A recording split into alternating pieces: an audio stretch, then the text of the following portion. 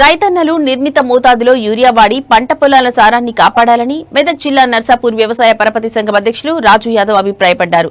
Urea కొరత పేరుతో అనేక మంది రైతులు అవస్థలు పడుతున్నారని, యూరియాను తక్కువ మోతాదులో వాడాలని ఆయన రైతులకు పిలుపునిచ్చారు. యూరియా కొరత లేదని, ప్రతి ఒక్క రైతుకు యూరియా అందించే విధంగా ప్రభుత్వం చర్యలు తీసుకుంటుందని అన్నారు.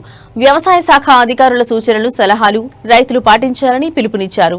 మన స్టేట్లను సెంట్రల్ను తయారయ్యే ముడి సరుకు కాదు ఇది చాలా విషపూరితమని నేను చాలా వరకు చూశాను. ఇది యూరియా అనేది చాలా పాయిజన్తో కూడా పర్ ఎకరాకు అనేది 2 బ్యాగులు మాత్రమే చల్లాలి. అది ఏమైపోతుందంటే రాను అత్యధిక మోతాదులో చల్లడం వల్ల రైతులకు దిగుబడి గురించి చూస్తారు. అది దిగుబడి కాదు, అది ఒక విషపూరితమైన పాయిజన్ లాగా గమనించాలి దాన్ని. సరే ఏదేమైనా సరే కానీ రైతులకు అనేది ఆనవాయితీతో వచ్చిన పద్ధతి కాబట్టి ఇది మనం ఒక ప్రత్యామ్నాయంగా నానో యూరియా అనేది ఆల్రెడీ శాస్త్రవేత్తలు ప్రయోగం చేసి దాన్ని మనం మార్కెట్లో పంపించడం జరిగింది.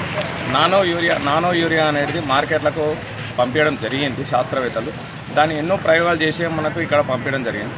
దానికి కూడా సేమ్ మనం ఏదైతే ఫెర్టిలైజర్ మనం యూరియా చల్లుతున్నామో అంతే మోతాదులో దిగుబడి అనేది కూడా సేమ్ నానో యూరియా స్ప్రే చేయడం వల్ల కూడా అంతే దిగుబడి వస్తుంది 100%. అది మీరు ఒకసారి ఏం చేయండి అంటే ఒక 8 మడ్లు ఉంటే 2 మడ్లకు మాత్రమే ఒకసారి స్ప్రే చూడండి దీనికి మిగతా 6 మడ్లకు మామూలుగా వెదజల్లండి యూరియాతో.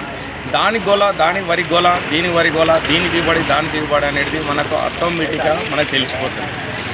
ఒకసారి మనం ఇట్లా కొత్త యువతరాన్ని కానీ కొత్త మందికి ఈరోజు ఈ పాయిజన్ నుంచి మనము తప్పుకోవాలని నా యొక్క విజ్ఞప్తి.